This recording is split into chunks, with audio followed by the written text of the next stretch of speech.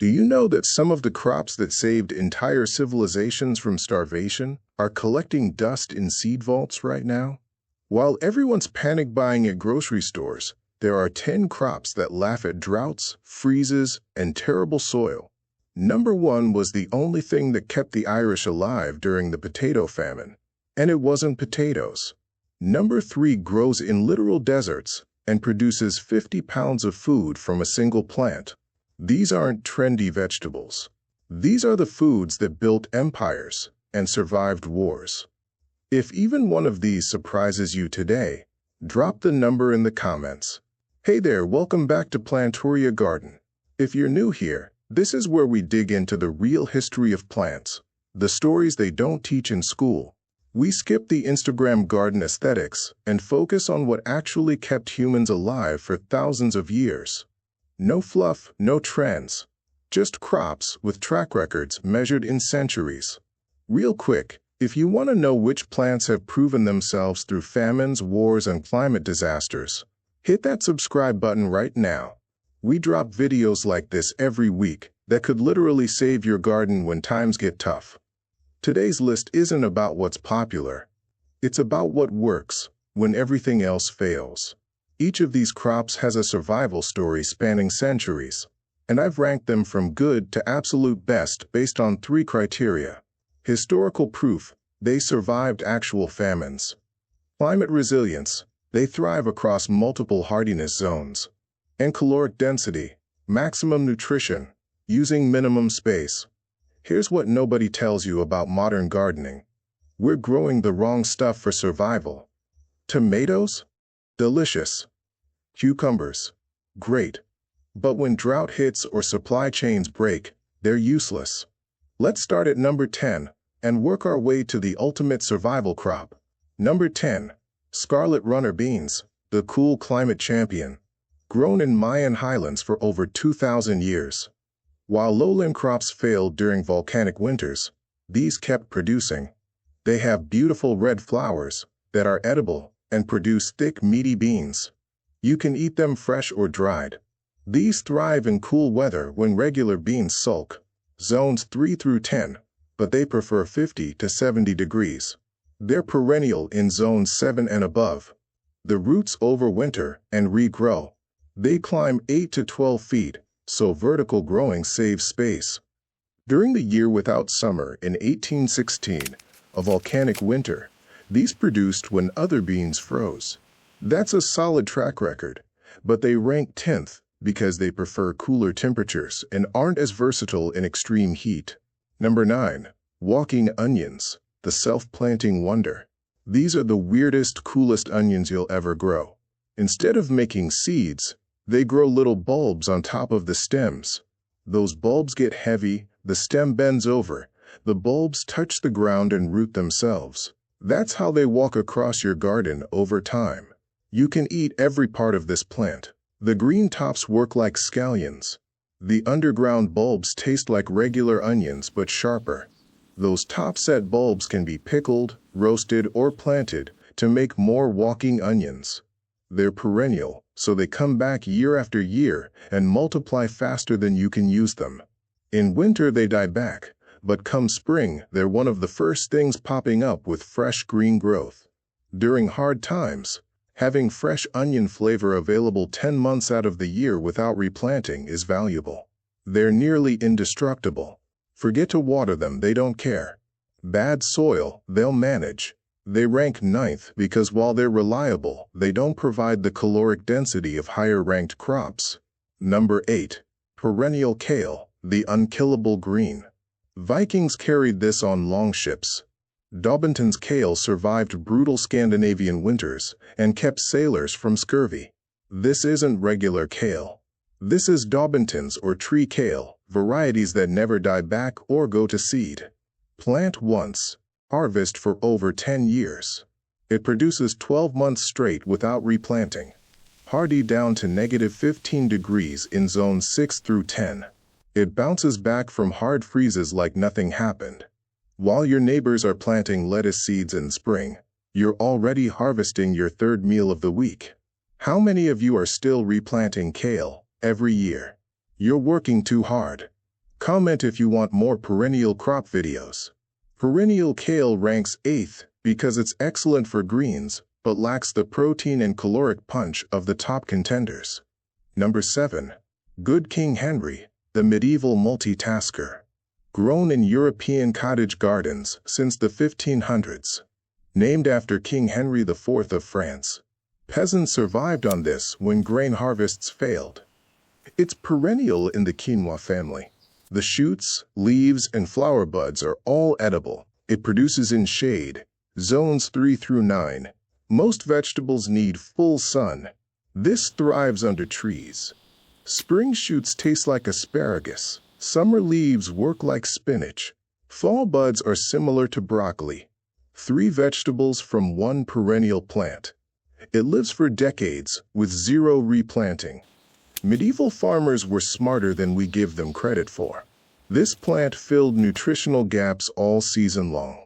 It ranks 7th because while it's versatile and shade tolerant, it doesn't match the yield or protein content of what's coming next. Number 6. Ground nuts, the Native American power food. The Pilgrims literally survived their first winter on these. Native Americans told them, dig along riverbanks and you'll find food everywhere. This is a perennial vine that produces edible tubers underground, like potatoes, but with 3 times the protein. It grows wild in zones 3 through 9 along water sources. You might already have it on your property. One vine produces 20 to 30 tubers per year.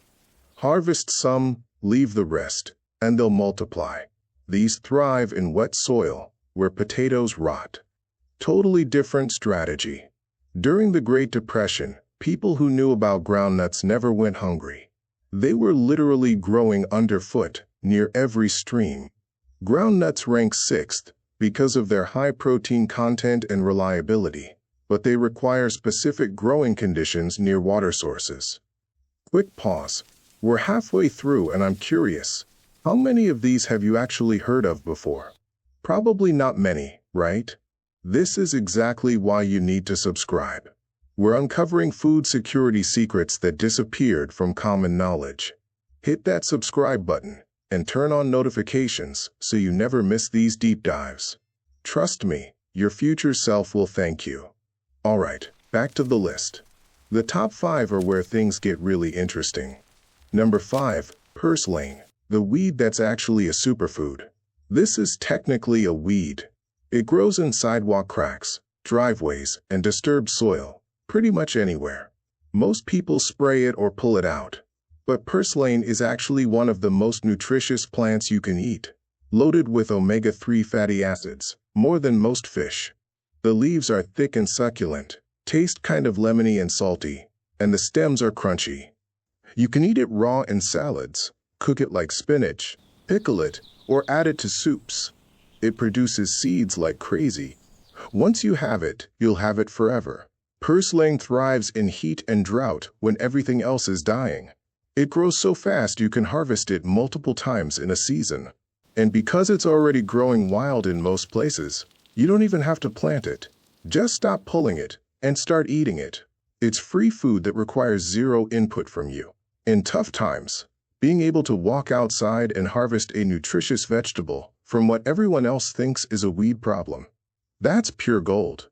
Plus it reseeds itself every year, so you never have to think about it. Purslane ranks 5th because it's incredibly nutritious and resilient, but it's an annual that needs warm weather. Number 4. Sunchokes, the underground survival cache. Native Americans showed Lewis and Clark this crop in 1805. It saved the expedition from starvation during their brutal winter. Also called Jerusalem artichokes, they taste like artichokes meet potatoes and look like ginger root on steroids. Plant once, eat forever. These are perennial tubers that multiply underground, like compound interest. Harvest from October through March, or just leave them buried. They're self-storing food banks that don't need electricity. They grow 6 to 8 feet tall in zones 3 through 9, handle terrible soil, drought, and complete neglect. One small patch feeds you for months. No root cellar, no canning. Just dig when you're hungry. During World War II, This became survival food across Europe when everything else was rationed. Fair warning though, they spread aggressively. Plant them where you want a permanent food forest. Sunchokes rank fourth because they're perennial, self-storing, and incredibly productive. The only drawback is their aggressive spreading habit. Number 3. Tepary beans, desert survivor since 5000 BCE. Indigenous tribes in the Sonoran Desert have grown these for 7,000 years in areas that get 10 inches of rain annually. Total. These are small beans packed with protein, 40% more than regular beans. They come in white, brown, and blue varieties. These beans evolved in literal deserts. They produce 50 pounds of food per plant using half the water of regular beans. Zones 3 through 11, but they thrive where others die. 90 to 110 degrees is their happy place. They store dried for over 10 years without refrigeration. When European colonizers brought their superior beans, they all died in the desert heat. Tepary beans. Still thriving. Climate change, water restrictions, drought. This bean was literally bred for our future. Tepary beans rank third because of their exceptional drought tolerance, high protein content, and long storage life. They're the future-proof crop everyone should know about. Number 2. Amaranth, the Aztec superfood that colonizers tried to erase. The Aztecs grew 20,000 tons of this annually. It was so important to their survival that Spanish conquistadors banned it and burned entire fields to control the population. Amaranth is a dual-purpose powerhouse. You get edible leaves like spinach, plus grain seeds that store for decades. This plant thrives in 100-degree heat when everything else wilts. Drought? It doesn't care. Poor soil? Even better. One plant produces over 50,000 seeds. That's enough protein-rich grain to fill a mason jar. It grows in zones 2 through 11, basically anywhere humans live. The Aztecs knew something we forgot. Amaranth doesn't quit when conditions get desperate. Ever heard of this before? Comment 2 if this is new to you. Amaranth ranks second because it gives you both greens and grains from the same plant, thrives in extreme heat, and has an unmatched climate range. It's 2 crops in one. And now, number 1. Cattails, the swamp supermarket. During the Great Famine of 1845, when potatoes rotted in fields, the Irish who survived knew about this plant. It grows in ditches, swamps, and pond edges, and every single part is edible. Cattails aren't just weeds. Young shoots taste like cucumber. Roots have edible starch. Pollen works as flour. Seed fluff makes tender. They grow in zones 2 through 11, anywhere there's standing water. No planting required. Just locate and harvest. They produce food from early spring through late fall. Different parts mature at different times. One cattail stand can feed a family for weeks during crisis. If supply chains break, most people will starve walking past thousands of calories in roadside ditches. Cattails rank number 1 because they require zero cultivation, grow almost everywhere, provide multiple food products throughout the year, and are already established in wild areas.